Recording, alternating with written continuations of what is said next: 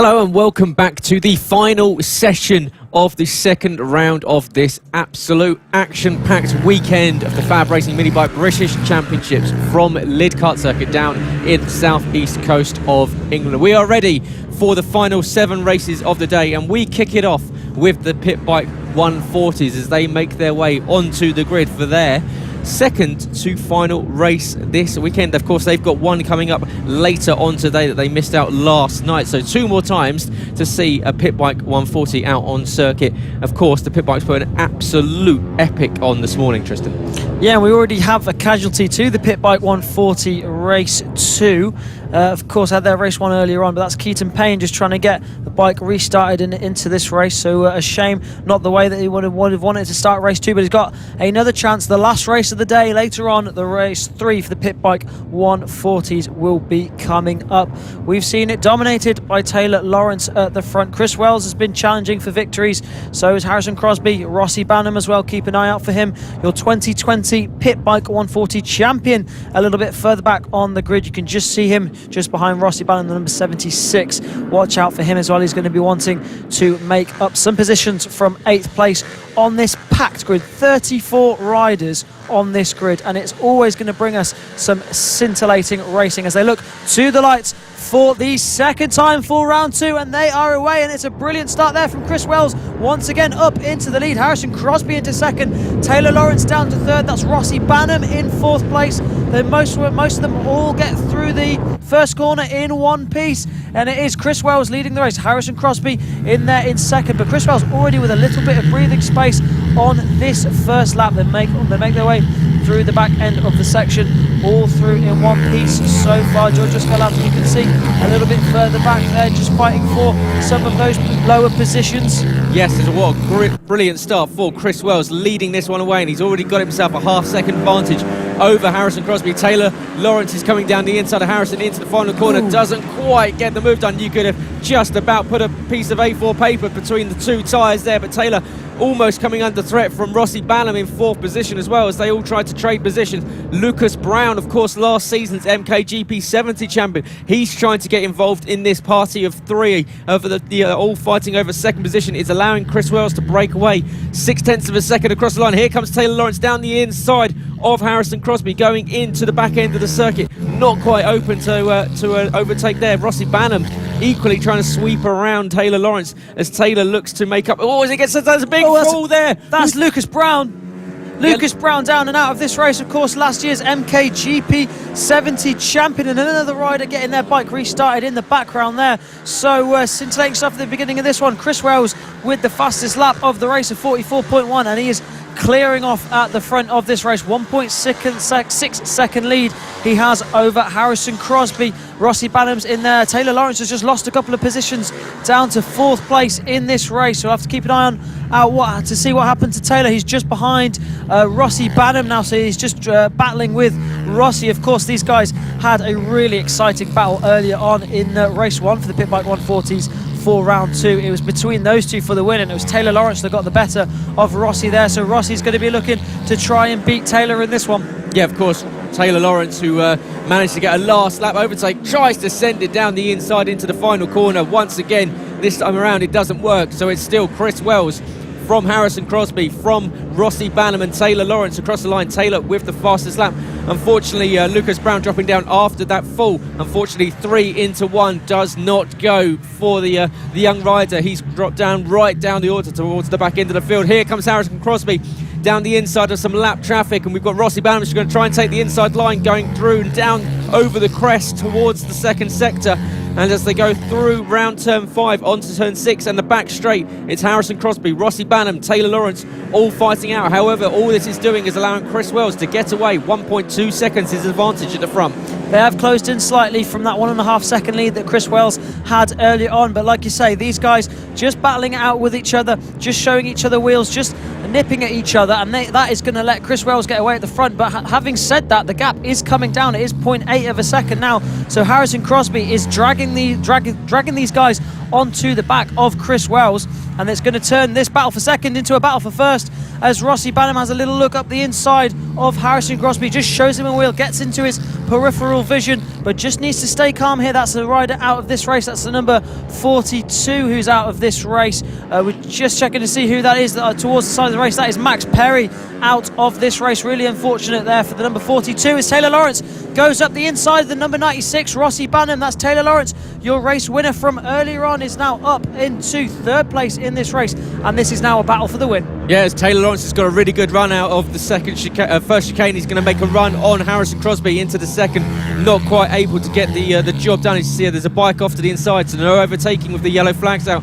Now they've gone green again. Here comes Rossi Banham down the inside of Taylor Lawrence. Not quite able to get the job done. The door was shut firmly in the face of Rossi Banham on the red bike with the bright yellow leathers as they go down towards the back straight. It's the 62, the race leader Chris Wells has now got Harrison Crosby, Taylor Lawrence and Rossi Banham all in his tracks. Harrison tries to go down the inside into the final corner. No room there. Harrison try again because here comes Taylor Lawrence down the inside trying to make a move into the first corner. They're all following themselves in their wheel tracks. 6 laps left to go in an absolutely scintillating Pit Bike 140 class. This weekend has put on some supreme action on circuit. You can see with these top 4 riders absolutely on the limit. Taylor trying to just get his nose down the inside of Harrison just to try and unsettle him and sit him up in the mid corner. Not quite working, but taking a completely different line. Will that open the door for Rossi? Not quite. This is going to go right down to the final lap. You've got to think that Chris Wells, who's just got a slightly poorer exit, is that going to open the door for Harrison or for Taylor? Equally, Rossi taking a completely different line around that last corner. You would have to be scared to be Chris Wells at this point in time. 2 British Talent Cup riders and 1 Pit Bike 140 expert just up behind him and just really trying to attack him as much as he can. He's going to fall into the clutches of these guys, and that is a scary thing as Harrison Crosby goes up this side, pushes him wide, and now that allows Taylor Lawrence up into second as well. And Taylor Lawrence has a look for the lead, doesn't quite make it stick, so that is Harrison Crosby now into the lead of this race ahead of Taylor Lawrence. Rossi Banham trying to go around the outside of Taylor Lawrence. They're coming up to some back markers here. Harrison Crosby needs to try and put this back marker between him and the rest of these riders, but they all make it through nice and easily down the back straight. One more time into the final corner. Chris Wells now down to 4th place from first. Not the lap that he would have wanted for Chris Wells, but now Harrison Crosby down into the first corner. Taylor Lawrence looking menacing. Rossi Banham also in there as well, gets good drive out of. Is he going to set up a move down into the next corner? No, not quite. It goes to the outside. That's not going to work. They're coming up to loads of back markers here. This could change everything. Where is Harrison Crosby going to go? He goes to the inside, so does Taylor Lawrence. Taylor Lawrence trying to make a move on Harrison Crosby as well. Rossi Banham in there, Chris Wells still trying to hang on, but these guys now trying to make their way through these back markers. It is so close. I think Chris Wells just got sat up there, but somehow these guys still absolutely glued to each other. Chris Wells has lost out though. He has lost out. He's on the back of these guys. He's just got a little bit of a gap to make up now. Yeah, and no blue flags, of course, at FAB, so they do not have to get out of the way if they're passing lap traffic. You purely do it off if the bike in front can see you coming. So Harrison Crosby's got it all to do. He needs to use the traffic they're going to be approaching in the next lap and a half or so, because Rossi Banham and Taylor Lawrence look ever so mighty right behind them. You can see Taylor Lawrence right, almost following him. Movement for movement into every single corner. Rossi Banham is the one that's making his way across every single stretch of this circuit, trying to go the long way around the outside of Taylor Lawrence. He's going to sweep in through turn 4 and turn 5 onto the back straight as they start to go down the back straight. 2 more laps left to go at the end of this one. Here comes Taylor Lawrence down the inside. Is he there enough to get the move done? I'm talking so fast because there's so much going on. Taylor Lawrence in the lead of this one. Harrison Crosby's going to try and sweep around the outside, but it's now Taylor Lawrence up the inside. Oh, Harrison gets it all wrong onto the wood chips and now promotes Rossi now up into second. That was a big mistake from Harrison Crosby there, just rushing it a little bit too much, trying to make it a miraculous move stick where he should have really been patient. This is just 2 more laps to go for these guys. 12 lap race for the Pit Bike 140s. They get the power down heading towards the back end of the section. Taylor Lawrence there just carving through these back markers. Really good stuff from him. Harrison Crosby just losing out a little bit there. Taylor Lawrence now onto the back straight. Just needs to relax here, carve through these back markers as much as he can. But Rossi Banham all over the rear wheel of him, really trying to find his way through. Harrison Crosby now is back onto the back of these guys. 1 lap to go now as the last lap board is shown, and he puts a back marker between him and Rossi Banham. That is crucial in this battle for the win. He's timed that to perfection as Taylor Lawrence, and look, he's got plenty of breathing space now, but he's going to be held up here, and this is going to let Rossi Banham look back onto his back wheel. He has a look into the next corner. Rossi Banham trying to have a look. Oh, and they're so close through there. How have they managed to all stay on? Taylor Lawrence, Rossi Banham, Harrison Crosby, all of them just carving the way through, and Harrison Crosby up the inside of Rossi Banham. What a move from the number 93. Taylor Lawrence it is, though, that has got this one in the bag, it looks like. He's heading down. They're just lapping Lucas Brown that is there, but he's into the last corner for the final time. Who's it going to be? It looks like it's going to be Taylor Lawrence, and it is the number 10 that takes victory in the most exciting race we've seen so far this weekend. Harrison Crosby in second, Rossi Banham in third, Chris Wells with the fastest lap of the race in fourth. Absolutely extraordinary. We were watching that, we did not know where to look. That was absolutely brilliant. That is Pit Bike 140 action at its absolute finest. Taylor Lawrence, well, what an absolute star. What a race. He's taken multiple race wins so far this weekend, and well, if the rest of the season is anything like Lydd has shown us, we are in store for possibly the most exciting Pit Bike 140 championship of all time. Yeah, it's an absolutely incredible race in there. We just need to calm down after that one, because that was an incredible race. You can see there your race winner, the number 10, so dominant in this class. Whatever you throw at Taylor Lawrence, he will come out with a win. He's won it in a dominating fashion before by clearing off and taking the win. He's had a 1-to-1 battle with Rossi Banham. He took that win. And he's had a 4-rider battle now for the win, and he's still taken that win, and that is exactly what he needs to do if he wants to be the 2021 Pit Bike 140 champion and take that crown away from the double champion of Jamie King, who finished down in 8th place. So not the ideal weekend for your 2020 champion. No, but what an absolutely breathless race there. And well, we even lost track so much we were trying to figure out what was going on circuit. But of course, that's not it. The Pit Bikes will be back. They will be finishing off our day here at Lydd, so you will be able to enjoy that one more time. However, next up, we move over to the Metro Kits and the MKGP 50s as they complete their third and final race of the weekend here on the first use of the geared bikes for a lot of these riders. It's the third race of the weekend and the final race of the weekend for many of these guys that are out here on these bikes. And it's been Clayton Edmonds so far this weekend, and so far this in the first 2 rounds that has been the one to beat. However, Marco Holt, fantastic race 2 earlier on today. Can he challenge Clayton once again? Yeah, Clayton, the 11-year-old there, he's been flying at the front of this one, and he's just been taking all these wins. Marco Holt, so close last time, was all over his rear wheel. The only thing Marco couldn't do was find a way past Clayton Edmonds. Of course, Marco, for the first round, had pole position, and his first ever qualifying on a GP50 put it on pole. So pretty impressive stuff from the number 58, and he's going to be looking and trying to see if he can beat Clayton Edmonds in this one. Warwick Brady's heading back out there. It's good to see Warwick Brady back in the paddock, considering last year he suffered from a couple of injuries. Now he's back full-time with us here at FAB-Racing, down in 8th place on the grid, just behind Ollie Sims, the number 73, who's had a year's experience in this class from last year as well as Warwick Brady has as well.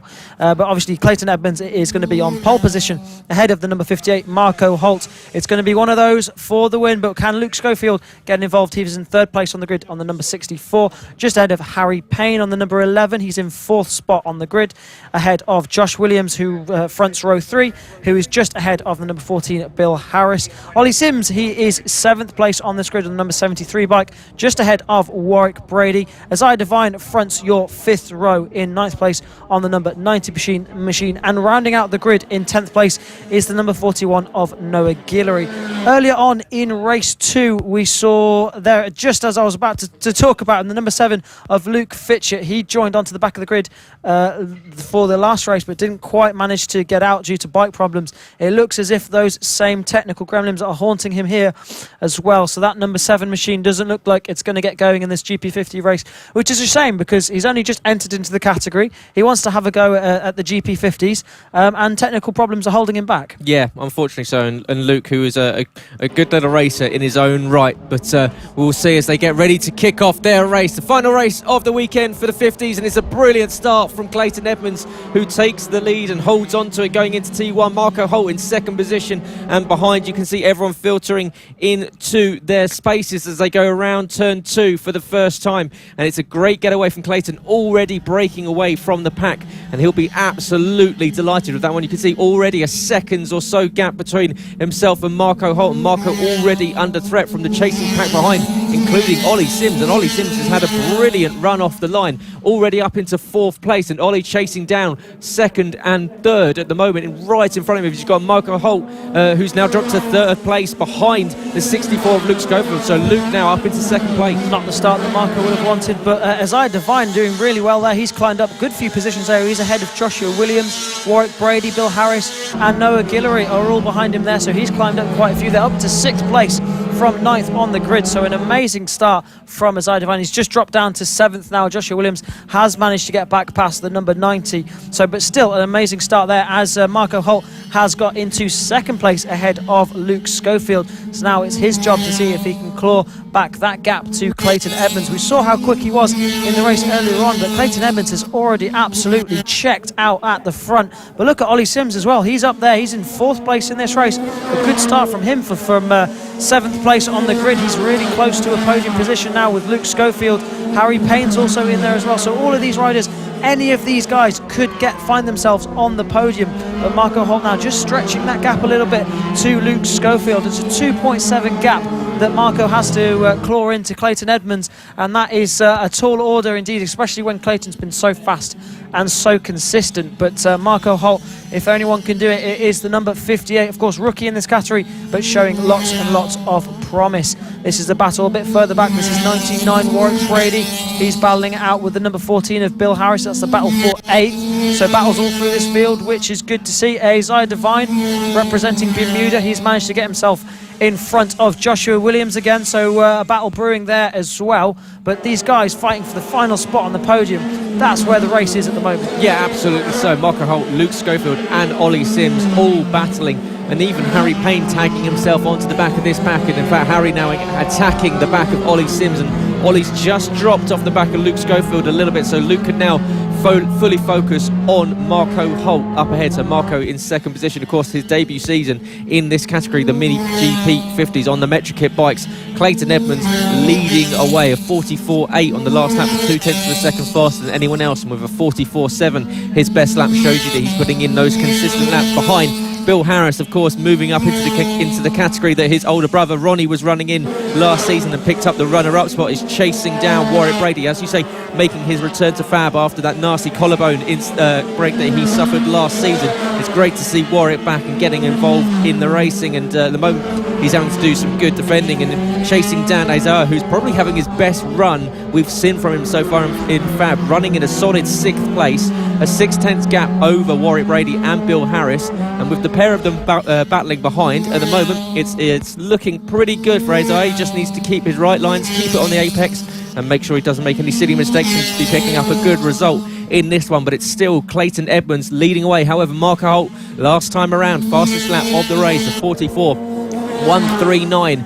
Make sure that he bridges a little bit of a gap between himself and Luke Schofield out to 1.1 seconds. Harry Payne now up past Ollie Sims, so Ollie now demoted down to 5th position. Isaiah in 6th, Warwick Brady, Bill Harris, Josh Williams and Noah Guillory are your top 10 in this one. Well, Marco Holt with the fastest lap of the race on that last lap, and half a second quicker than Clayton Edmonds. That's a 1.9 second lead that Clayton has now. Still quite a considerable margin for Marco Holt to try and claw that in, and also of course once he catches him, overtaking him is a different thing altogether. But when Clayton is so consistent at the front of this race, it's going to be difficult. Clayton on his limit as well. He set his personal best lap on that last lap. So both these guys really throwing absolutely everything at it, and that's brilliant to see. out the front as he comes across the line, 6 laps down in this race. Yeah, as Marco Holt once again starting to close in on Clayton Edmonds. 2 seconds he's bridged that gap, so he's taken around about half a second off Clayton in that last lap. Doing a good job. In fact, those two matching each other on pace relatively over the last few laps, but Marco just ever so much, just edging in. Luke Schofield is now falling 2.6 seconds behind Marco Holt. So Marco very much now on the charge, but with 5 laps left to go, about to turn into 4 as Clayton runs down the back straight towards the final corner. The 146 rider that's taken so many wins so far this weekend in this MKGP 50 class will be looking at making it an absolutely blistering finish to the season. However, that man, Marco Holt on the 58, will not let him get away. That gap now down to 1.7. This is exactly what we saw in the last race. Marco Holt had that gap to bridge and he managed to take it, and he only missed out on the race win by a fraction of a second. Yeah, Marco pushing really hard to see if he can catch up to Clayton Edmonds on the number 146. It is quite a bit of a gap to try and claw in, especially when Clayton is so consistent. It just feels like Clayton's just managing this gap a little bit. It goes out, it comes back in a little bit. So I think Clayton's just managing the pace at the front.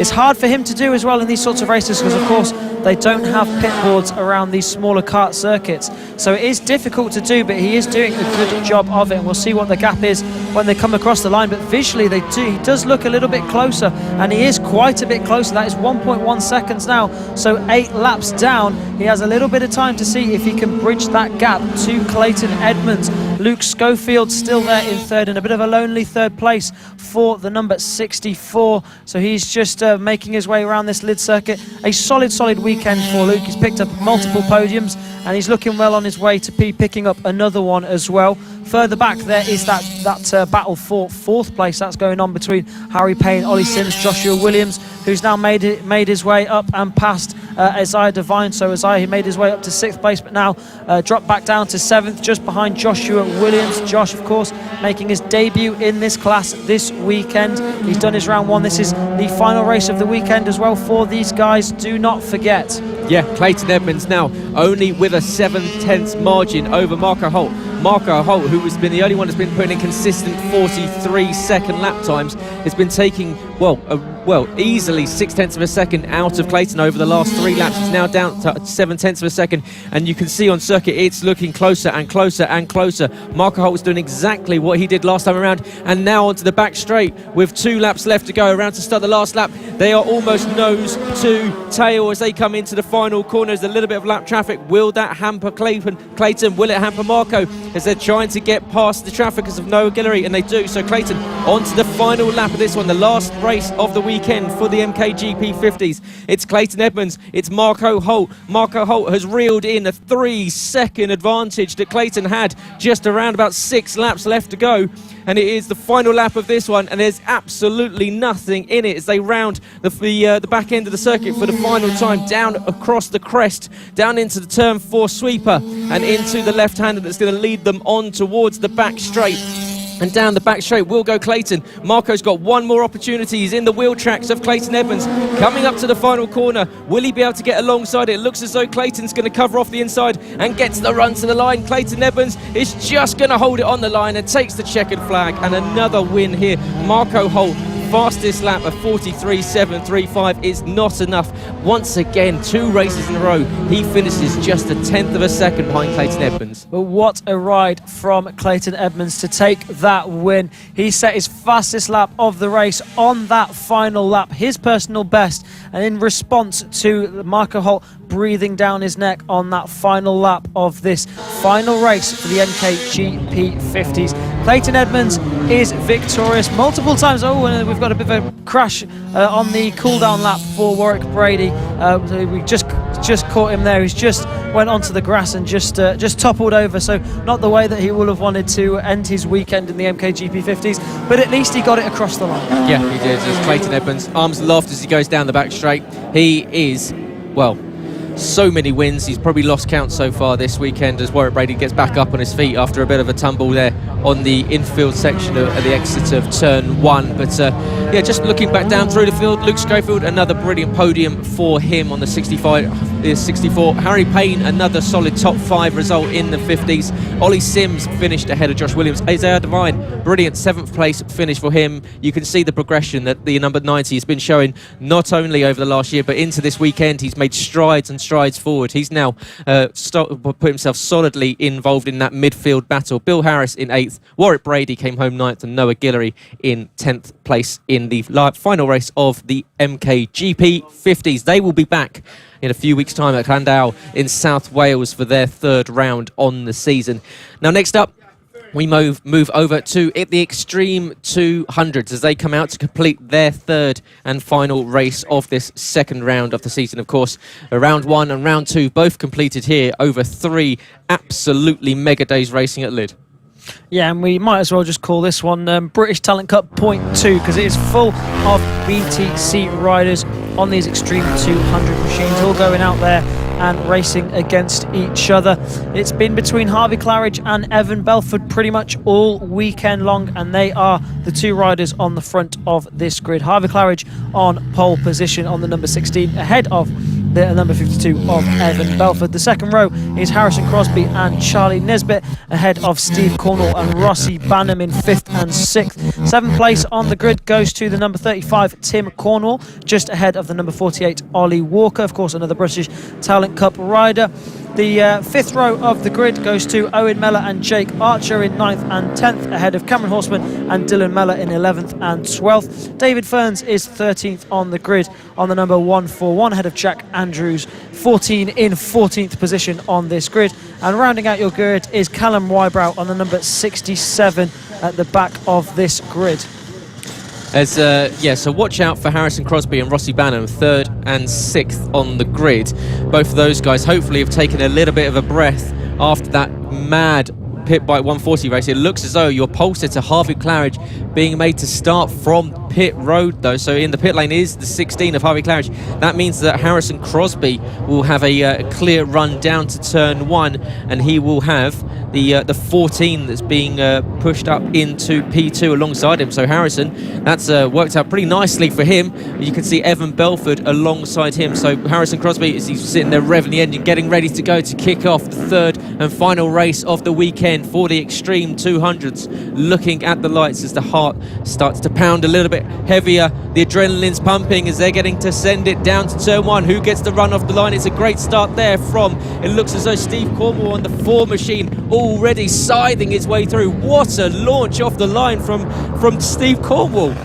Yeah, brilliant start there from the number 4, Steve Cornwall, just making his way up to the front of this race. So exactly what he would have wanted to start off this race. Of course, helped a little bit by the fact that there was no Harvey Claridge. You could just see Harvey Claridge joining the race further back there, having to start from pit lane as we just try and find the riders there. Just went a little bit dizzy there, Gareth. Yeah, absolutely, as they make their way around the back end of the circuit. Oh, there's a rider down. That's Harrison Crosby. Yeah, Harrison just losing adhesion on the tyres, slipping, and down he goes on the exit of turn 4. And that's one of your race winners from earlier on in this weekend out of the race. At least, oh, there's another rider down there. It must be, there's 2 riders have gone down at the same corner. It's Harrison getting back up onto his feet, trying to get back underway. There's 93 of Harrison Crosby. You can see he's got the bike restarted. He's trying to bump it as he goes on. But Harrison Crosby, race winner already this weekend, right down the back of the order after falling down off the start. But it's a great start for Steve Cornwall. He leads across the line already 2.1 seconds ahead of Evan Belford. Yeah, Steve Cornwall out the front ahead of these guys. These guys battling for that 3rd place. They're all on the pit bike 140 machinery, so they're down on power compared to the rest. We've got Jake Archer in there battling with Charlie Nesbitt, and Rossi Banham in there as Charlie Nesbitt just lets through. No, he doesn't let him through. He just shows him a boot saying, "You're not coming through, Rossi Banham." But Rossi all over his rear wheel now. Jake Archer just pulling away from them slightly, but it's Steve Cornwall out the front, setting fastest lap after fastest lap. 3.1 seconds was the lead he had over the line, ahead of Evan Belford. Evan just slightly ahead of these guys. I'm pretty sure Evan Belford also on a pit bike 140, so down on power compared to Steve Cornwall. So Steve has got it out at the front, and he has pulled away from these guys, but these guys now really battling for this podium position. Rossi Banham has a little look up the inside of Charlie Nisbet. Charlie Nisbet all over the rear wheel of his teammate Jake Archer. Of course, both teammates in GP2. Charlie Nisbet just looking down at the bike there. Perhaps some bike issues for the number 86. Yeah, just a little bit distracted, and that's opened the door and allowed through up into third place Jake Archer. So Jake taking third off of Charlie and Rossi Banham up into fourth position. So Rossi now up into fourth and can now chase down Jake Archer for that podium position. Steve Cornwall's lead now sits at 4.1 seconds. Evan Belford has got Jake Archer 0.6 of a second behind him, and Rossi Banham 0.3 back off that, as they're all trying to filter into position around the back end of the circuit at the long hairpin, sweeping down over the crest into turn 4 and turn 5. And, these guys are all going to go at each other for the rest of this one. Charlie Nesbitt is going to try and keep it going. You can see another glance down at the bike. Not quite happy with its straight line speed, it seems, coming into the final corner, holding position. But Steve Cornwall crossed the line. Once again, a fastest lap for him, a 42.462, is enough to keep a 5.5 second advantage over Jake Archer. Evan Belford, Charlie Nesbitt and Rossi Banham are all chasing down a quartet of very, very quick riders. Charlie Nesbitt now all over the rear wheel of Evan Belford. Is he going to have a look into the hairpin? He did it one lap ago to Rossi Banham. He tries to do it to Evan Belford. Can't make it stick this time round though. Jake Archer at the front of that group just pulls away on acceleration. I think Jake Archer might be on one of the CRF 150s there, so a little bit more power for Jake Archer at the beginning of the front of this group. You can see he just pulls away down the front straights, or down the back straight rather, as Evan Belford tips into the final corner. They're going to complete one more lap, and it is still Evan Belford that's holding on to that lead. Charlie Nisbet all over his rear wheel, wheelies and jumps over the curbs there. Charlie Nisbet out there enjoying life on that Pit Bike 140 machine, all over the rear wheel of Evan Belford. You can see Evan just looking to the side, trying to figure out where Charlie Nisbet is and where he's going to appear all of a sudden. But it is Rossi Banham now who's just on Charlie's back wheel, trying to find a way through as well. So all these guys really close, interlocked, absolutely glued together in this Extreme 200 race, apart from Steve Cornwall, who's absolutely checked out the front. Yeah, disappearing up the road is Steve Cornwall. Another fast lap there of 42.7 is just fractionally slower than his fastest lap, 6.7 seconds. But now Harvey Claridge, who started from the pit lane, a 42.4 the fastest lap, but it's the number 4 Steve Cornwall leading away from Jake Archer, Evan Belford, Charlie Nesbitt and Rossi Banham. We've got a rider down to the side of the circuit, stationary. Looks as though they're trying to get it restarted, and back in the race they go. But it's still Steve Cornwall, 6.7 seconds, 6 laps left to go, and the number 4 is having a fantastic race against Jake Archer, just with that benefit of an extra bit of power. And behind this battle is going on, we've got Evan Belford, we've got Charlie Nesbitt, and we've got Rossi Banham. And Rossi is going to be well versed with a bit of close quarters battle. He's just done it in the Pit Bike 140s. He's getting ever so close to the rear tyre of Charlie Nesbitt there. Just caught him out a little bit as Harrison Crosby is trying to recover after his fall earlier. Steve Cornwall was out there up in front because, of course, we lost Harrison Crosby earlier on in this one. Yeah, Harrison Crosby unfortunately crashing out. You can see he's rejoined there. He is back on the bike, but just nursing that bike home, unfortunately, for the number 93. But Steve Cornwall isn't nursing anything home. He is absolutely flying out the front. He is 7.8 seconds ahead of anyone else. Of course, Jake Archer fronting that battle for second place. That big gaggle of riders fighting for the final 2 positions on the podium for the final race of the weekend here for the Extreme 200. Steve Cornwall has completed 8 laps of this race. A few more left to go for him before he can take his first victory in the 2021 season here at Lydd. Race 3 for round 2 at the Lydd kart circuit here on the southeast coast of England. You can see him just catching up to Harrison Crosby there, who suffered from that crash earlier on, and just nursing the bike home essentially down in 12th place in this race. Harvey Claridge it is though with the fastest lap of the race. We've sort of forgotten about him because he started from pit lane, didn't he? So fastest lap of the race earlier on and really consistent, trying to climb up through the field. Yeah, and of course was meant to be starting on pole position, had to start from the pit lane, and with that fastest lap he's shown he's trying to battle his way through, but he is a few seconds off the lead. Trying to close in on Jack Andrews in 8th position is Harvey Claridge. However, it is Jake Archer that is got, and he's the 47, is holding off the 86 of Charlie Nesbitt and Rossi Banham on the 196. And the trio of them have been fighting all race long, and it's still Jake Archer just about holding off his teammate. Of course, Charlie Nesbitt in 3rd position. Rossi Banham just can't seem to find a way past. Rossi Banham seems to have been in this position fighting to find a way past people all weekend long. Yeah, absolutely. I mean, that's what it's all about here, as Harvey Claridge is caught right up to these guys and he's right in the mix. But of course, I think he might be a lap down or something there, because he's right with these guys, but he's quite far down on the timing screens. So he's battling with Jake Archer, but possibly, I think must be a lap. Yeah, he's a lap down. So that's why he's there with them. So he's having fun with these guys despite being a lap down and just getting in their way, or in the way of their race a little bit. But he's not going to care about that. He just wants to have a little bit of fun with these guys. He is here, of course, for a little bit of training and preparation for his BSB GP2 campaign, and currently circulating with 2 other GP2 riders that are going to be riding over in the British Superbike paddock as well. Perhaps a problem there for Charlie Nesbitt. He was just looking around, or probably just messing around. You can never really tell with Charlie. Yeah, he almost plays mind games with us. He looks around and makes it look like there's something wrong with the bike, and then he goes out and puts the fastest lap in. But with one lap left to go, it's Steve Cornwall on the 4 that's making his way around the circuit, a 9-second advantage over everyone else. He had an absolute rocket of a start. He's making his way around the back end of the circuit for the final time, and well, just a few corners left to go, and he'll be picking up a debut win in the Extreme 200s for the 2021 season. And well, he's been absolutely superb in this one. Not had anyone to challenge him. Round the final corner comes Steve Cornwall, and he's got that win that he looks as though he was going to have all weekend long. The number 4, Steve Cornwall, is your winner for race 3 of the Extreme 200s. Jake Archer, will he manage to hold on to 2nd position? It's going to be anyone's guess across the line. It's going to be Jake Archer, looking as though he is just ahead of Charlie Nesbitt and Rossi Banham, as the 3 of them come across the line split by less than 1.2 seconds. Tim Cornwall is fighting to hold off Evan Belford for 5th and 6th position. Cam Horseman down in 7th position. Jack Andrews comes across the line in 8th, and Harvey Claridge already classified a lap down, but with that fastest lap, 9th position. Dylan Mellor and Callum Wybrow in 10th and 11th, and Harrison Crosby, I saw him at the side of the circuit trying to get that bike restarted once again. So a couple of issues in this one for probably the worst way to end your weekend for Harrison Crosby, who's had a pretty successful time here at Lydd.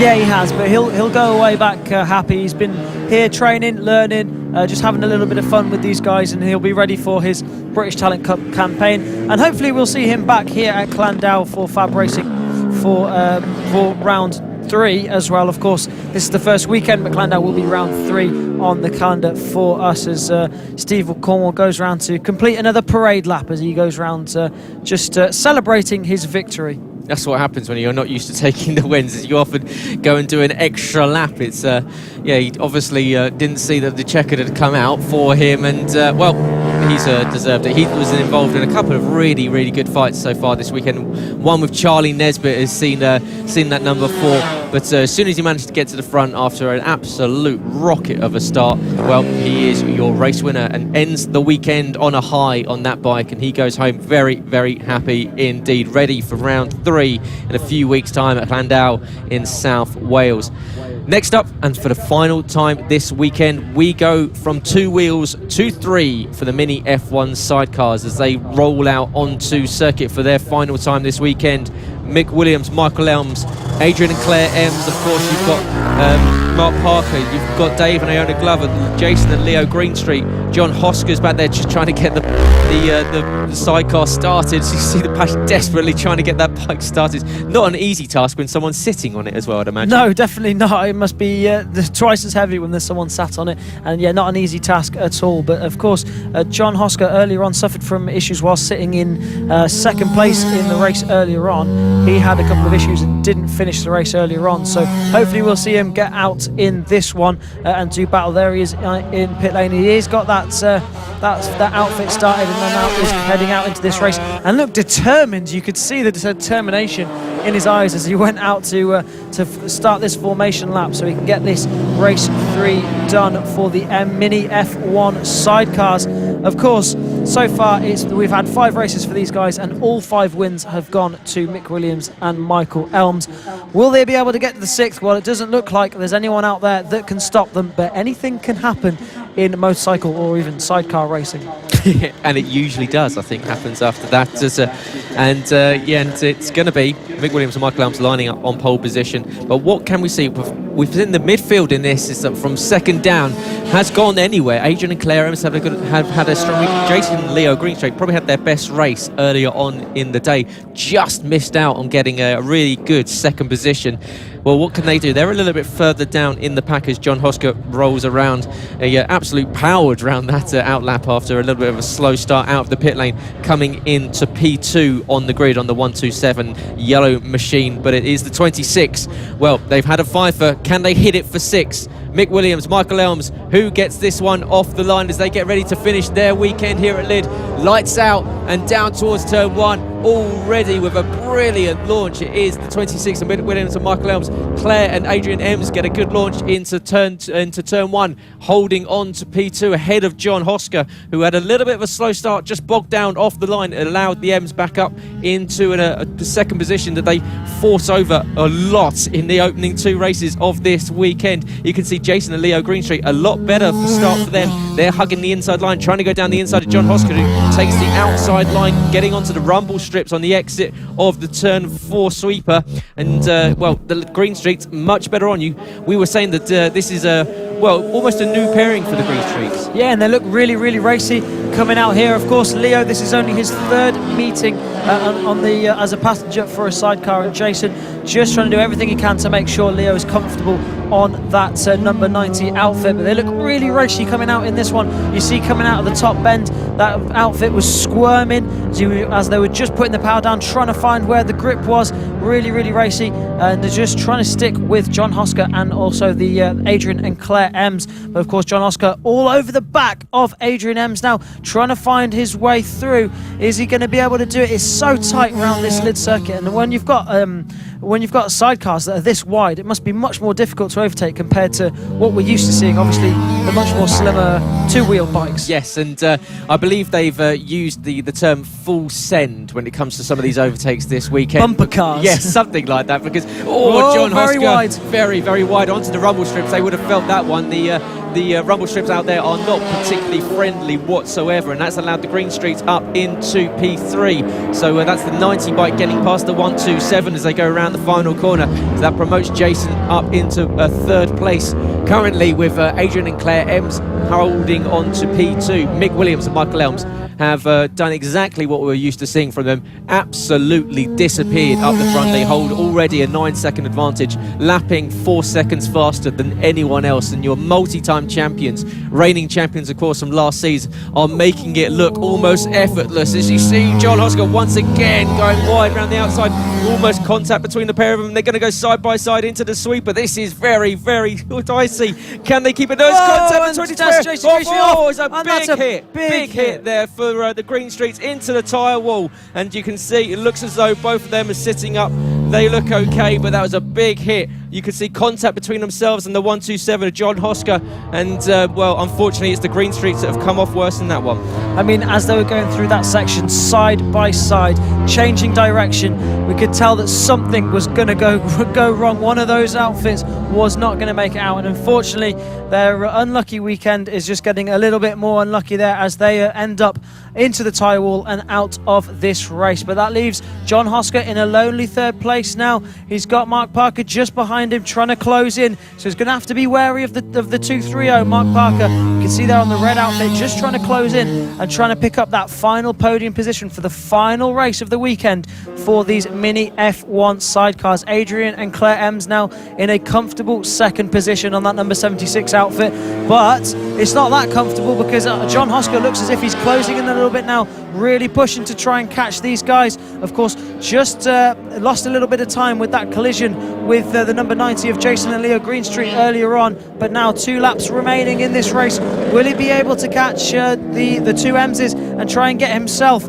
on to 2nd place? And the second place the second place on this rostrum, but he's so close now. So that is it. That is now the battle for second is between Adrian Ems and John Hosker. Which one of these two are going to get it? Yeah, you can see very, very close going into the second sector of this lap. Just 2 laps left to go, about 1.5 for Mick Williams and Michael Elms. Adrian Ems and John Hosker are battling out. Here comes the 127 trying to go down the inside. We saw that not work for the Green Streets, and they had contact with the 127 earlier on in this one, and they're off to the side of the circuit behind the leaders are already starting their final lap and coming up to the lap traffic of Dave and Iota Glover on the 3 machine as they get around up towards the back end of the circuit at the long hairpin at turn 3. They get down the inside. The 3 bike allows them down the inside, but on their way to hitting this 146. The Mick Williams and Michael Elms pairing on this 26 machine have been absolutely sublime all weekend long, as you can see the Glovers on 2 wheels around to turn 4 and turn 5. But into the final corner for the last time this weekend comes your reigning champions to make it 6-4-6 here at Lydd Kart Circuit, and Mick Williams and Michael Elms take the win in their category.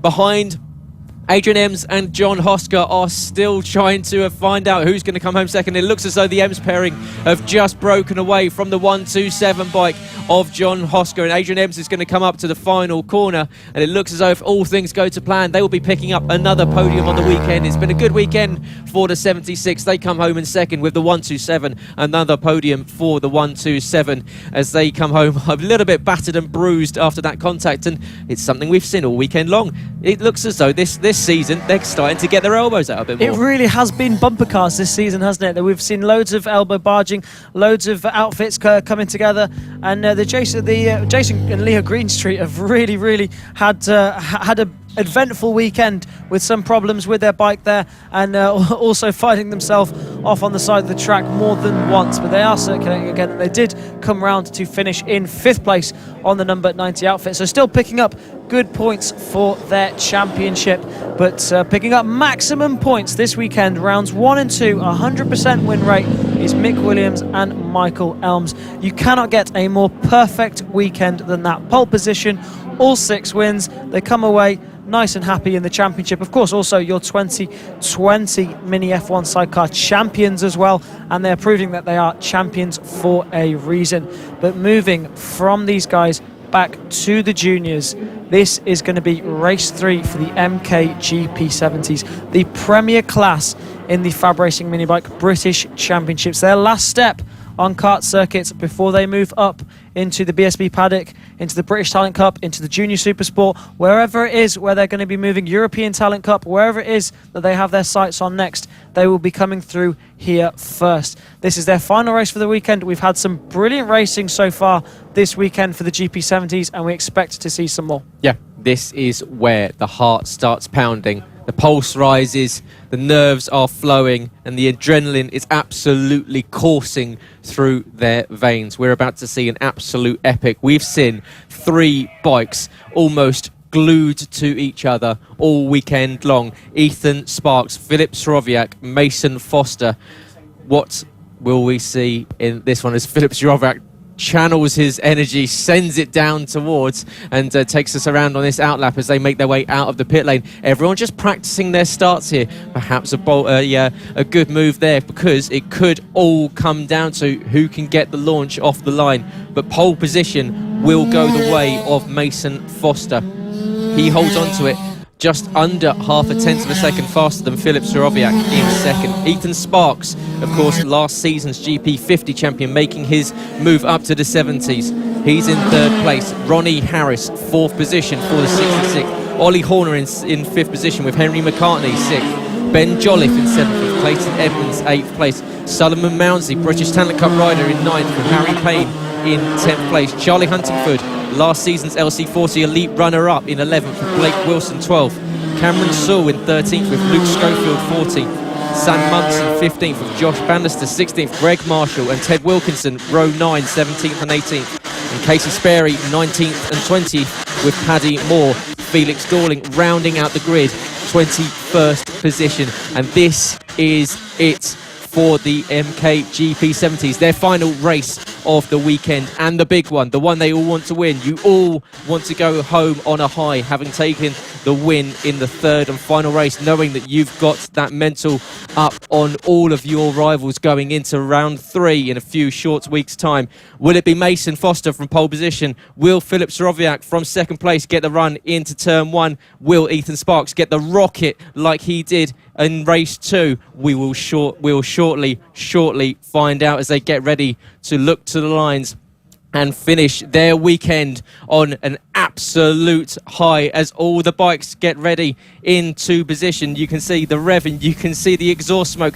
They're all ready and buzzing to go, and we're about to enjoy this one. It's going to be good. As they look to the lights, we're getting ready for the third and final race of the weekend. Oh, it's a big lift at the front tyre for Ethan Sparks, but he gets up ahead of Filip Sorowiak into turn 1. Mason Foster, great getaway from the 88. Ethan Sparks, even with that poor start, you could see how much he was putting the hammer down. Up into P2, chasing down Mason Foster already. Solid start from the number 88 there, putting everything he could to try and get ahead of the rest of the riders. Of course, starting from pole position, the perfect way to start his race. He's got a good start, he's got the lead, and now he just needs to try and maintain that as we go along. So he's just defending ahead of Ethan Sparks. Now, Ethan Sparks trying to have a little look towards the end of the home straight. Is he going to have a look? No, he doesn't quite make it stick there. Still, plenty of time in this race for these guys to battle it out, of course.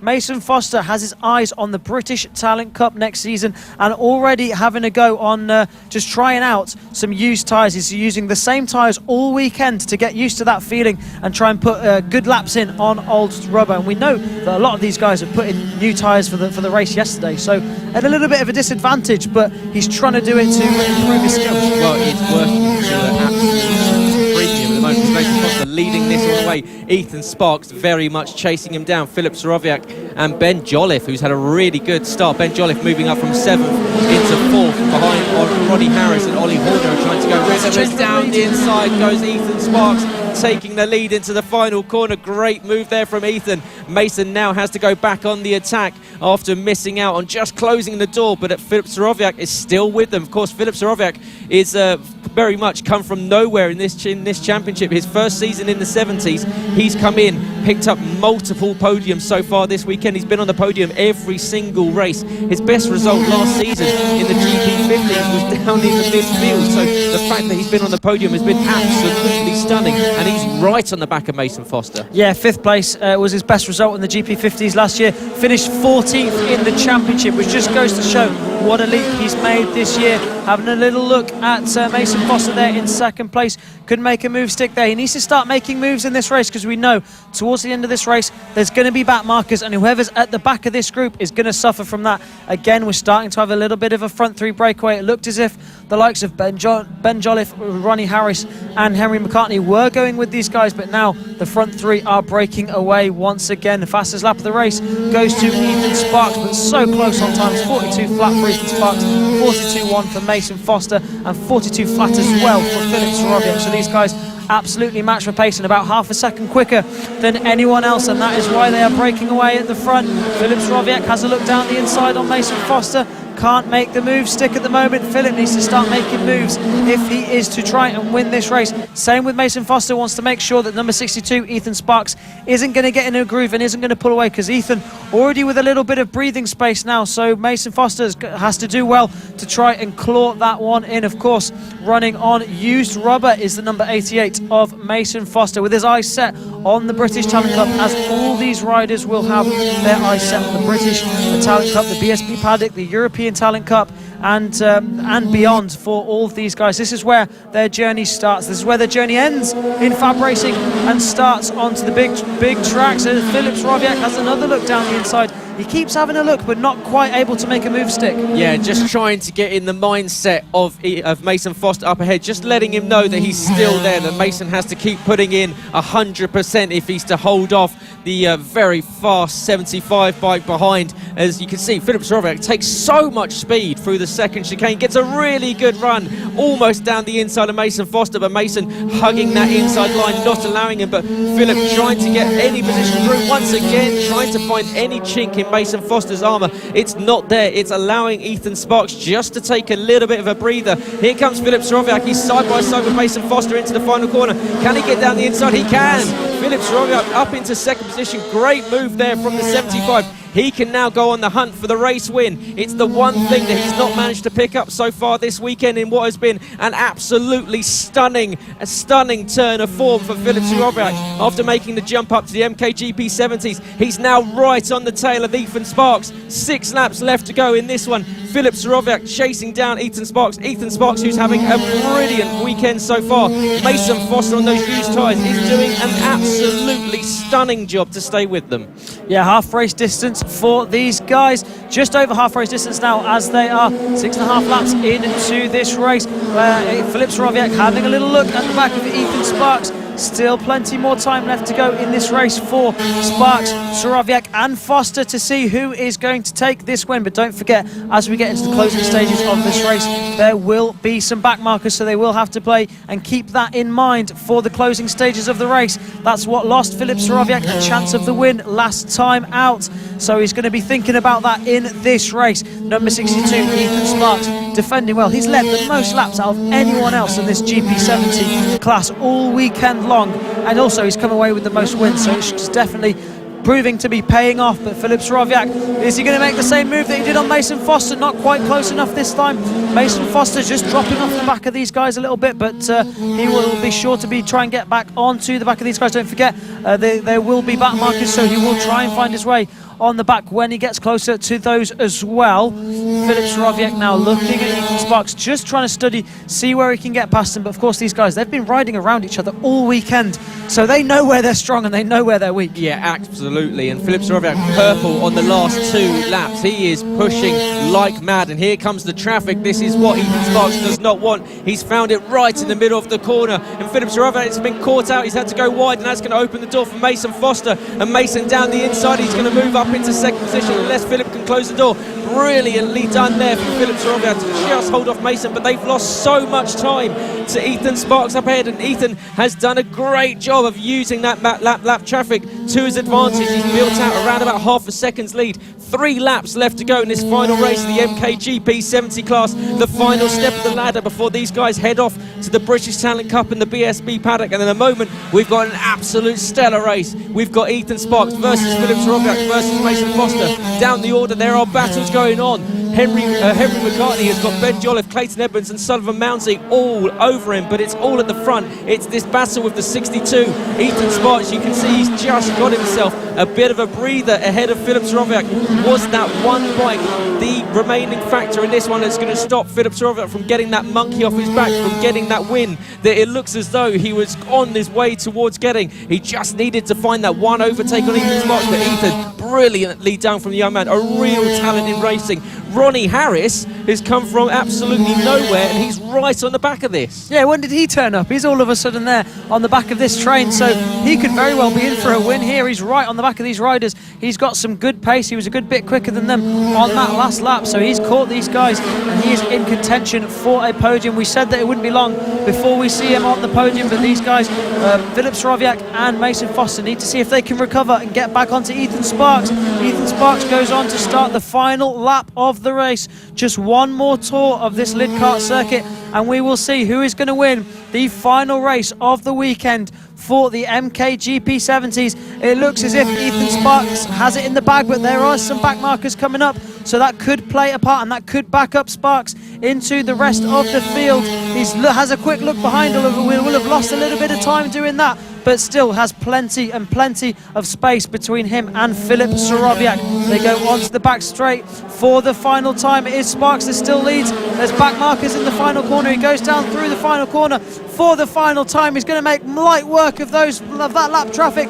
and crosses the line, and it is Ethan Sparks that takes the final win of the weekend in the MKGP 70s. Filip Sorowiak, fastest lap of the race on the last lap, but it isn't enough. He takes second place ahead of Mason Foster in third. Ronnie Harris couldn't quite make it to the podium in fourth. Henry McCartney fifth. Clayton Edmonds sixth. Sullivan Mounsey seventh. Ben Jolliffe, Ollie Horner and Harry Payne round out your top 10. Oh, wow, what a race. These guys have been absolutely showing up this weekend. Stunning race, and what a young rider, and what a talent Ethan Sparks is. Equally, hats off goes to Philip Sorowiak, goes to Mason Foster and Ronnie Harris, getting himself involved in this battle. And if this championship goes the way of this round and this weekend so far, we are in store for an absolute treat, and you need to stand up and notice these guys in this. And we said before the racing even started on Friday, this is the most talented MKGP 70 class we've seen for a while. And well, Ethan Sparks leading this one away, Philip Sorowiak in second, Mason Foster and Ronnie Harris coming across the line, just split by over a second. What a result, what a win. Ethan will be absolutely delighted. He really worked for that one. Philip Sorowiak, another mega podium for the 75. His parents have been absolutely buzzing with his performances this weekend, and so they should be. He has been superb. Mason Foster, what a result. Third place, as you say, practicing through that move up to the BTC. 88 on the podium. Once again, he's picked up race wins and he's up there in the championship. What a result. Yeah, he's here picking up podium points, picking up points for the championship. He's won a race earlier on in the weekend as well, and at the same time constantly learning, constantly training, and making sure that he's constantly working on his racecraft, on his riding ability, and that is exactly what he needs to be doing at this stage of his career, and he's doing an incredible job. A really wise head on young shoulders for Mason Foster, but it is the perfect weekend for Ethan Sparks. Every race he's finished, he's won. Yeah, and well, that's exactly what we saw for him last season. That is what took him to the MKGP 50 Championship and the AC40 Pros. As we go on to the penultimate race of the weekend, it is the Moto team class, and the Moto teams will be making their way out on circuit as we speak, and rolling out onto this Lydd circuit that is now bathing under this warm early summer sun here in I'm going to say it's not very warm outside. Well, it is if you're standing in the sun. Well, clearly you're very Midlands-ish, aren't you? You haven't enjoyed living up.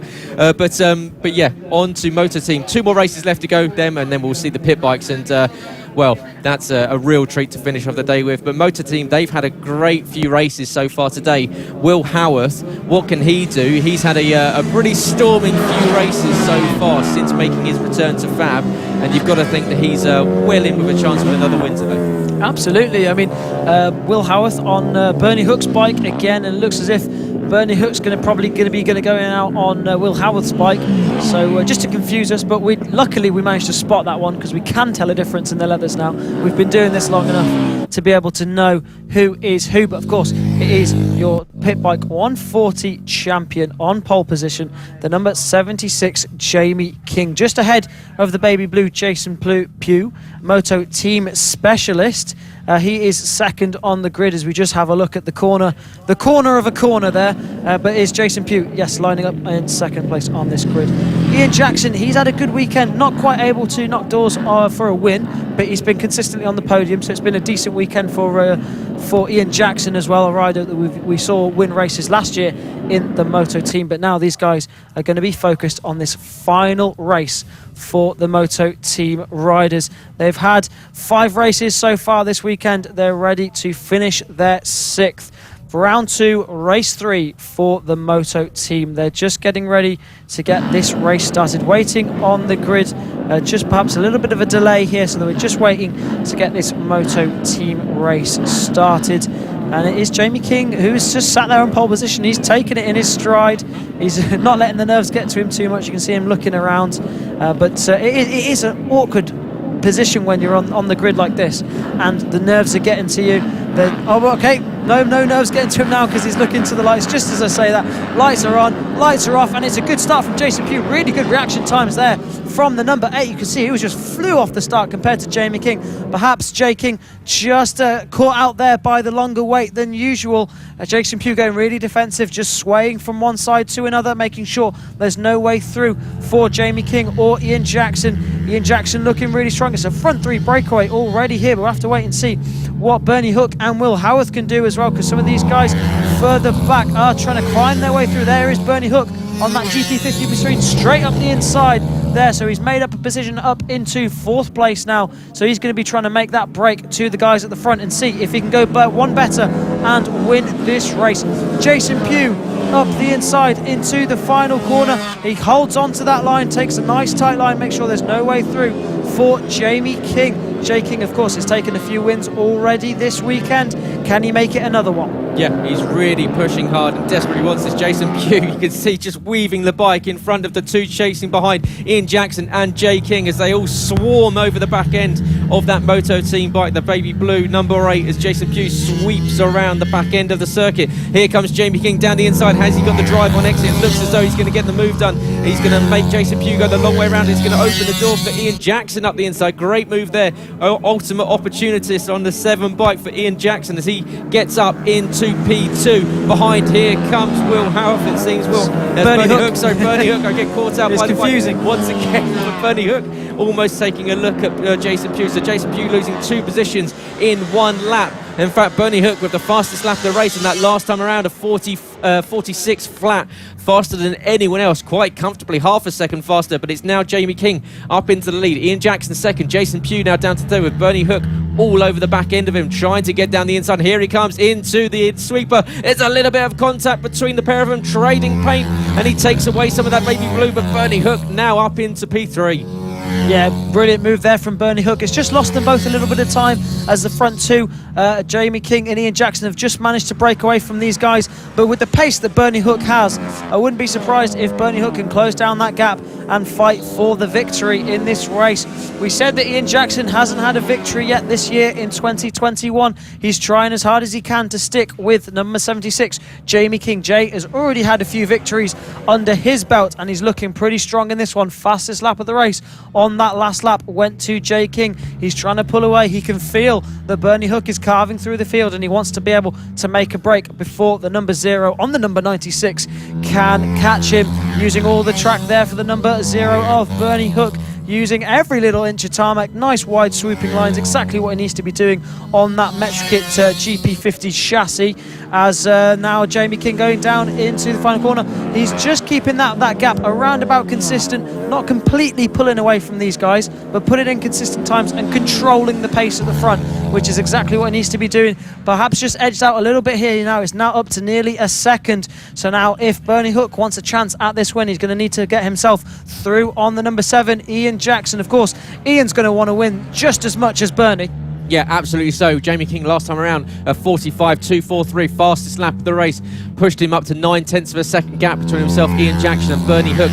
Bernie Hook, who is clearly a man of many talents, uses completely different lines on these bikes that he does in the senior mini moto, so he's quite happy exploring this Lydd circuit on this MKGP50 chassis as he goes down towards the final corner, and well, not quite close enough to get the job done just yet. However, looking very menacing behind him. In fact, he's so close that he's getting in the eye line, clearly getting in the mind of Ian Jackson. There has a quick look behind as they go through across the start-finish line to start. 7 laps left to go, and Jason Pugh has really fallen off the back of this leading trio. He's now 1.8 seconds off the back of Bernie Hook, so Jason perhaps not finishing the weekend in the way that he was hoping to do, but Jamie King leading away on that 76. It's Ian Jackson in second. Bernie Hook now with the fastest lap of 45.227. It's fractionally faster, and now up into second position. Great move there from Bernie.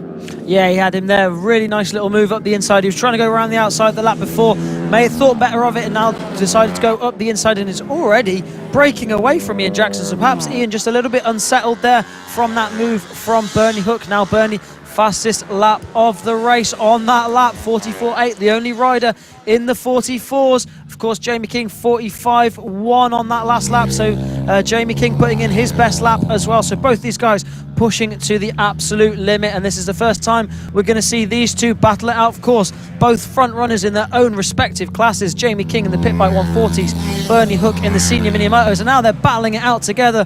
The best of both worlds in the race 3 for the Moto team. Half race distance for these guys, and who's it going to be? Is he going to be able to close in on Jamie King? He's looking menacing on that all black bike. He's enjoying riding Will Howard's bike this weekend. Yeah, no wonder everyone wants to jump on Will Howard's bike. It clearly worked very, very nicely. Of course, these two guys up at the front, reigning champions in different categories. Jamie King in the pit bike 140s and Bernie Hook in the senior mini motos. They've both got pedigree for finishing on the top step of the rostrum coming the end of the weekend. And of course, this is the final race of the Moto team class. One more to go after this, and of course we've had a mega weekend of racing here. 2 rounds in one weekend at Lydd. It's currently Jamie King holding off Bernie Hook, but Bernie looking as though he's starting to turn the screw. He's starting to really close in on Jay. Jay trying to look down, having a quick look, but here comes Bernie Hook shaping up into the final corner. Does he make the move? Just about backs out of it, the final stage there, but Jamie King will know that Bernie Hook is right on his tail as they start. 5 laps left to go in this Moto team class. A little bit of lap traffic up ahead of them. Will that hamper Jamie? Who's going to get through the traffic the most? That is the key for this win. You can see they're going to follow it right in at the points where they're not going to want it, but they might just about clear Phil Joyce now as they get past in towards the sweeper at the back end of the circuit. And now there's two bikes up ahead that are fighting over position. Of course, no blue flags, which means they have to fight their way past. They, of course, are in their own battle. They will want to clear them as soon as possible. Bernie almost caught out, and he's going to be right on the tail of Jamie. Down the back straight, here's Alistair Kinnaird. Is Alistair going to see them? He does see them into the final corner. Just about manages to miss the first two. Jamie King and Bernie Hook as they come across the line. 3 laps left to go in this one. Of course, Jamie's got to go back out after this as well. After all this drama that's going on here, whatever happens here, he's going to have to go back out in the Pit Bike 140s because that is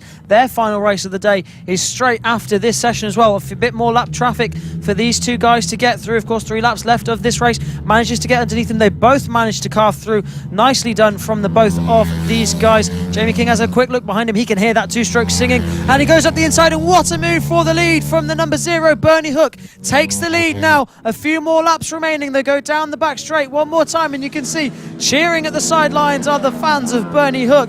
But now what can the number 76, the Pit Bike 140 2020 champion, what can he do about Bernie Hook, the 2020 Senior Mini Moto champion? Just 2 laps remaining. Who's it going to be? Will it be Bernie Hook? Will it be Jamie King? Jamie King just looking like he's losing a little bit of ground here now to Bernie Hook, of course. Bernie holding the fastest lap of the race from earlier on, a 44.6. But that's not stopping Jamie King because he's now right back on the rear wheel of that all-back Metrokit GP50. And they're both taking very wide lines through there. Jamie King trying to find a way around the outside. That's not going to work through there. You've got to keep your cards close to your chest, Jay. And they go down the back straight. You can see that 2-stroke's got a little bit of an edge on the 4-stroke 125 down that back straight. Yeah, really clever move from Bernie Hook a few laps ago. Just sat Jamie up in the mid-corner. He had to readjust his turning in, and it allowed Bernie Hook up into the lead of this one as they go on to the final lap of the weekend for the Moto team class. It's Bernie Hook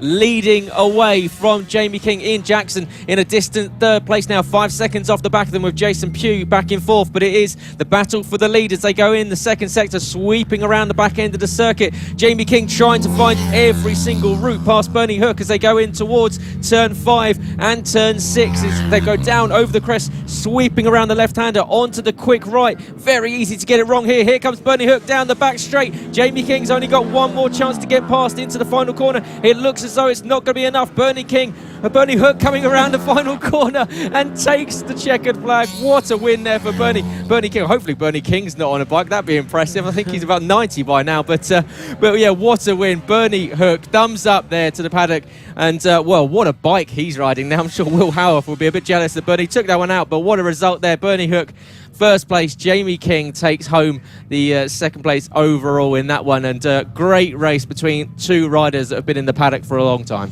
The whole grid are going to be wanting to have a go on that bike now, aren't they? But, I mean, not taking anything away from Bernie. He rode an incredible race and completely deserved that race win. And another solid result for Jamie King, racking up points for his championship campaign in the Moto team and the Superstock 1-5 Moto team category. And that is it for Moto team. Just 1 race left here in Lydd, the Pit Bike 140s. And Jamie King is going to have to do a quick swap here as he goes back into the paddock and jump onto his Pit Bike 140 machine to go out in the final race for the Pit Bike 140s, of course, where he is currently the reigning champion as well. Bernie Hook, like we said, reigning champion in the Senior Mini Motos. But up next, it is the Pit Bike 140s where we'll see Jamie King once again, and also a plenty of riders that can win this race. Last race, I completely lost my voice. I'm ready to completely finish it off. Yeah, this is the last race of the weekend, last race of the first 2 rounds of the FAB-Racing Minibike British Championship, opening dual rounds here from Lydd Kart Circuit, where we have seen an absolutely brilliant weekend's action and really enjoyed being back out on circuit, and it looks as though so many of these riders are doing so the same. We are ready for the final pit bike 140s. As Tristan said,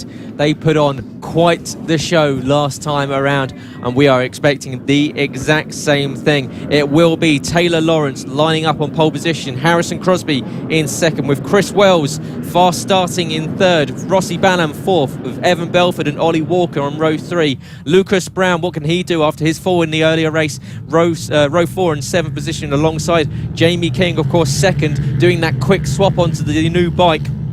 Darren Anderson in 9th, with Reece Peacock 10th.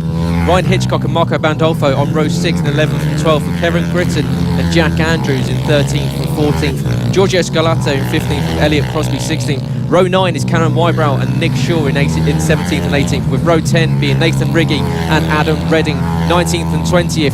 21st and 22nd goes the way of Tom Stanford and James Curtis, with 23rd going to Matt Lindley. 24th, Adam Sweeney, and 25th, Max Perry. 26th and 27th with Andrew Graham and Ian Jackson, with Matt Edwards in 28th. Row 15 is Aiden Katz in 29th, with Roger Monks in 30th. Keaton Payne in 31st, and 32nd is Dave Glover. Callum Foster and Aston Gilson round out your 34 packed grid.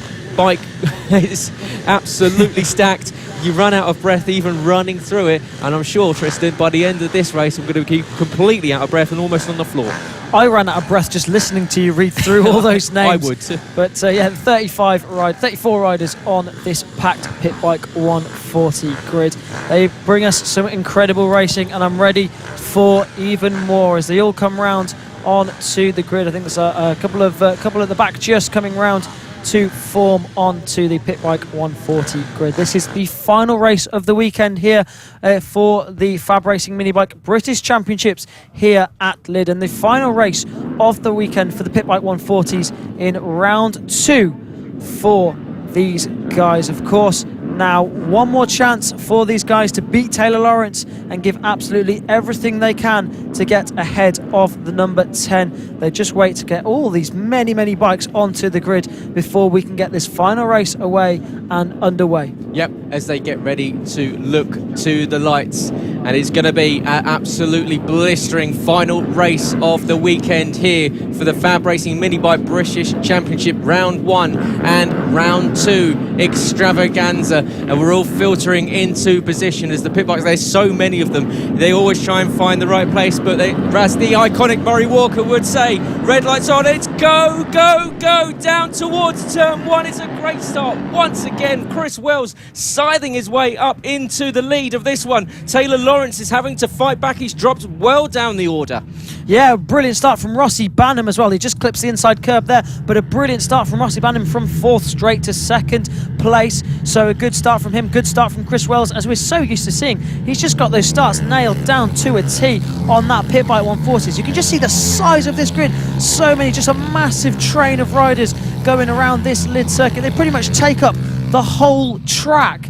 But it is Taylor Lawrence who's dropped down a few positions, quite a few positions now. He's battling with Evan Belford and Harrison Crosby there. So he's definitely lost a good few positions there. We'll see exactly where he is as they come across the line. But it's Chris Wells that leads ahead of Rossi Banham, Harrison Crosby. Taylor Lawrence has dropped down to 4th place now. So off the podium at the moment for Taylor Lawrence. And it was the last race where we saw these 4 guys battling it out for the win, a 4-way battle for the win, and it was still Taylor Lawrence that came out on top. So who's it going to be this time? A good drive there from the number 96 Rossi Banham, trying to get up the inside of Chris Wells. Not quite close enough, thought better of it. Still plenty of laps to go in this race. You can see him running so much lean angle, so much corner speed for the number 96 of Rossi Banham. Of course, last year running a Yamaha R3 in the BSB Junior Supersport category, so he's very much used to running lean angle, running corner speed. That's what he would have had to be doing last year. There we go. It's been a long weekend, but well, not to put you down, but we've got 6 riders in this lead battle. We had 4 early on, and that was enough for us to lose our minds. Well, we've now got 6 because Lucas Brown's trying to get himself involved in this one. Here comes Taylor Lawrence trying to go down the inside of Harrison Crosby. Absolutely breathless action from these guys already, and we've still got 9.5 laps left to go. Taylor Lawrence, how did he just miss Harrison Crosby? That was so close. Rossi Banham's lost the position to Chris Wells. Once again, they're trading positions up at the front. Here comes the 14 of Evan Belford. He's trying to get down the inside of both Harrison Crosby and Taylor Lawrence. Not able to get that one done, but this is going to go right down to the wire. Final race of the weekend of the FAB-Racing Minibike British Championships, and we're bringing you the action live here from Lydd, and it is absolutely superb. It is still Chris Wells from Rossi Banham. Taylor Lawrence now fastest lap of the race. He's holding on to 3rd place ahead of Harrison Crosby, Evan Belford and Lucas Brown. You have to applaud the fighting spirit of Taylor Lawrence. Whatever situation you put him in, he fights hard to get what he wants, and he's up the inside of Chris Wells, and that's just a perfect example of the fighting spirit. As we just have a look, so there's a rider on the side of the circuit, a sight we're used to seeing in the pit bike 140s, but now that is Taylor Lawrence up into 2nd place. He's trying to battle for the win with Rossi Banham. Of course, these two went neck and neck 2 races ago to battle it out for the win. It was Taylor Lawrence that took that one. Rossi Banham is going to want to take the win in the final race of the weekend for the pit bike 140s, the final race of the weekend for everyone here in the FAB-Racing Minibike British Championships before we head to Clandau in a month's time. And it's Taylor Lawrence has a look up the inside, just lets Rossi Banham know he's there, but I'm pretty sure Rossi can probably figure out that there's a big train of riders behind him. Big swooping lines there from Rossi, not quite covering his lines, not going defensive, but it's impressive. Almost elbows down for Rossi Banham and Taylor Lawrence, and here comes Taylor shaping him up down the back straight into the final corner, gets the move done. Can Rossi go under and over and get the drive out the final corner? No, Taylor Lawrence taking the lead after that poor start, dropping down to 4th place, has fought his way back, and Taylor Lawrence clearly got a Moto GP engine underneath that bike because he's in absolutely superb form. Rossi Banham trying to come back at him, but it's not quite enough, but he's right on the tail of Taylor Lawrence once again. These two absolutely at each other. Here comes Rossi down the inside into turn 4, gets the move done. What an overtake there from Rossi. This is exactly what we wanted to see to finish off the weekend. Here comes Taylor Lawrence back down the inside. They trading positions, corner for corner for corner.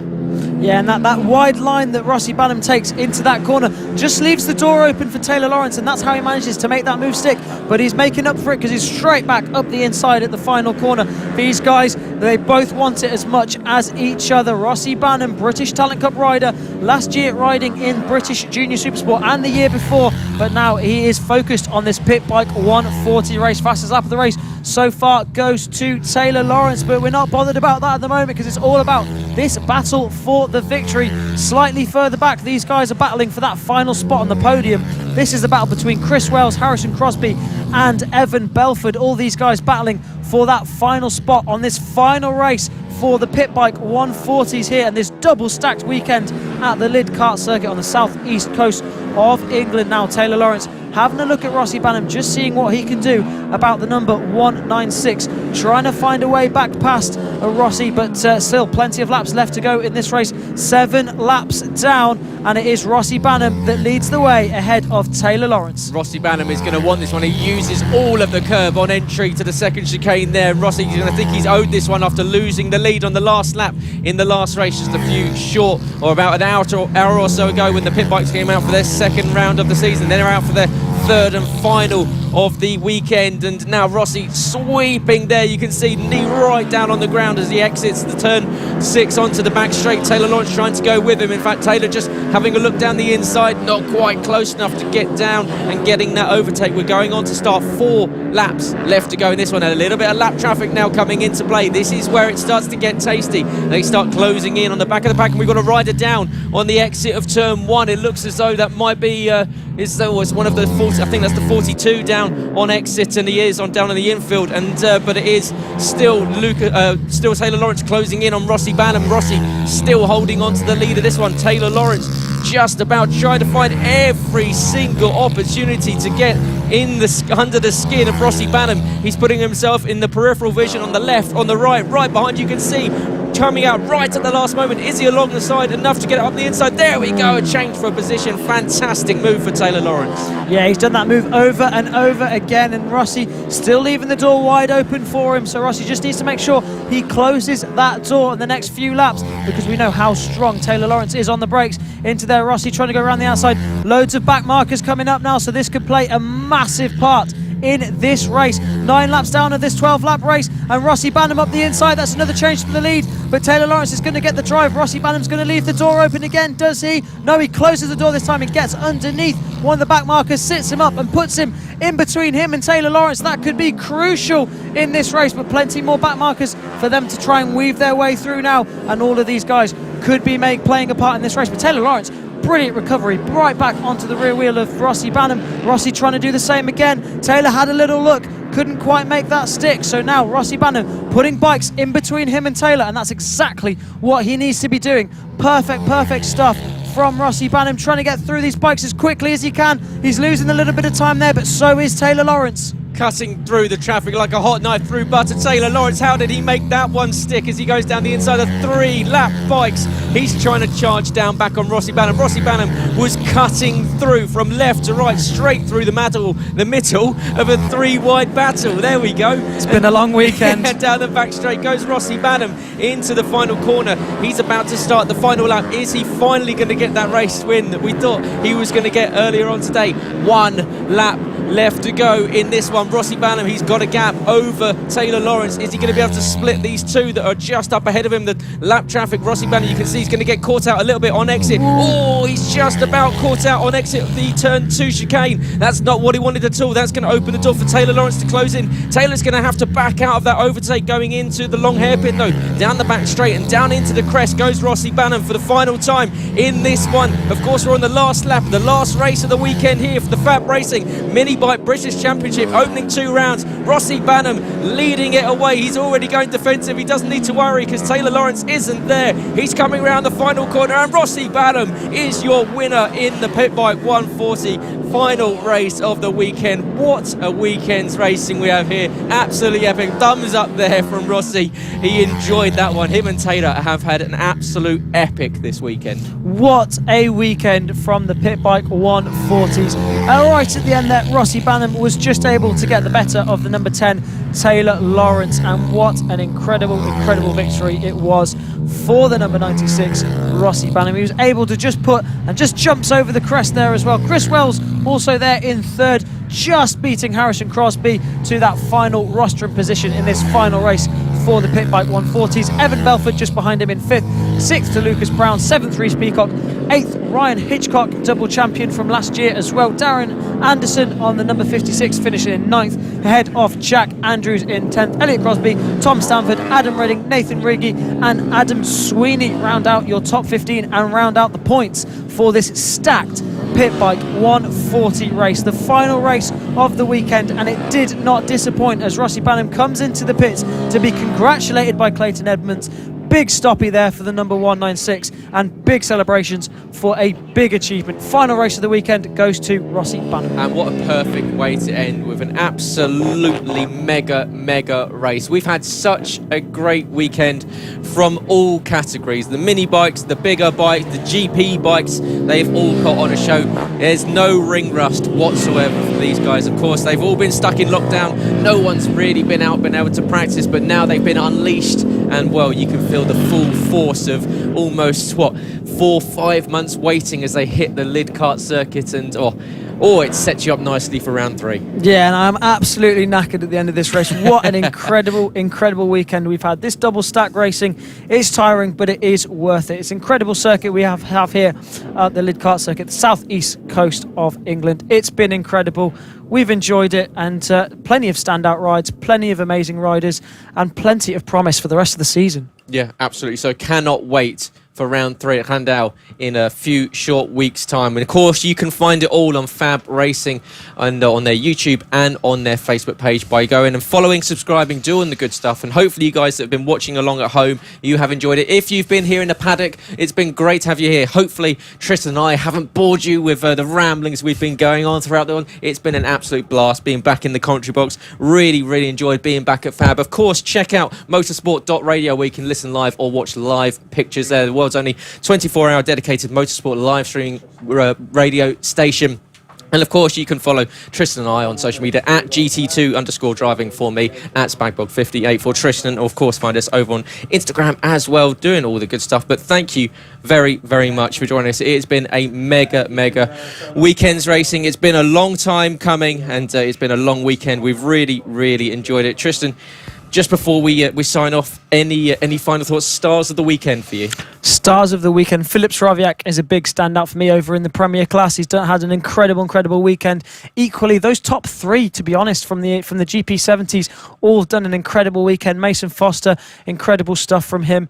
Ethan Sparks, I mean, he's taken every win he's finished, so you have to give him. But Archie O'Brien has to be one of the standout riders for me. I mean, he hasn't finished off of the podium all weekend. He's won every race apart from the one he crashed, got back on, still finished in 3rd place. So Archie O'Brien, the man of the weekend for me. Yep, I'd have to agree. A very strong weekend. Archie O'Brien, Philipp Sraviak, but can't count out Ethan Sparks. He's had a mega weekend. And Mason Foster, very cool head on those shoulders. We will see them in a couple of weeks' time at Handau, round 3 of the FAB-Racing Minibike British Championships. Join us for that very shortly. But it's been great having you. Have a great Sunday afternoon, and we'll see you very shortly.